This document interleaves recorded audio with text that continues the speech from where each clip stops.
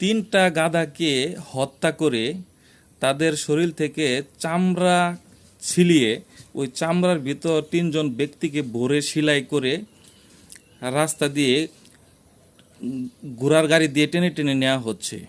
কী জন্য নেওয়া হচ্ছে? তাদেরকে মৃত্যুদণ্ড দেওয়া হচ্ছে। অনেক ভয়ঙ্কর শাস্তি।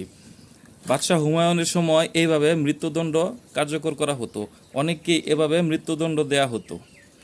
এই চামড়ার ভিতরে থাকতে থাকতে তাদের শরীরে একসময় চামড়া শুকিয়ে লেগে যেত এবং তারা দম বন্ধ হয়ে ওই চামড়ার ভিতরেই মারা যেত।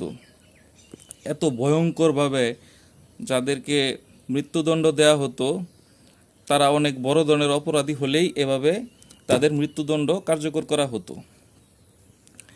একবার বাদশাহ হুমায়ুন একজন মারা যাবে যাবে এমন অবস্থায় তাকে চামড়া থেকে বের করে তাকে প্রশ্ন করা হলো, তোমাকে কি অপরাধে এইরকম শাস্তি দেয়া হয়েছে?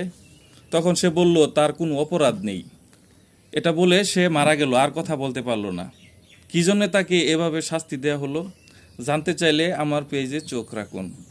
বাদশাহ নামদার বইয়ের মধ্যে এমন বিচিত্র গল্প আপনারা জানতে পারবেন বাদশাহ হুমায়ুনের জীবনী থেকে।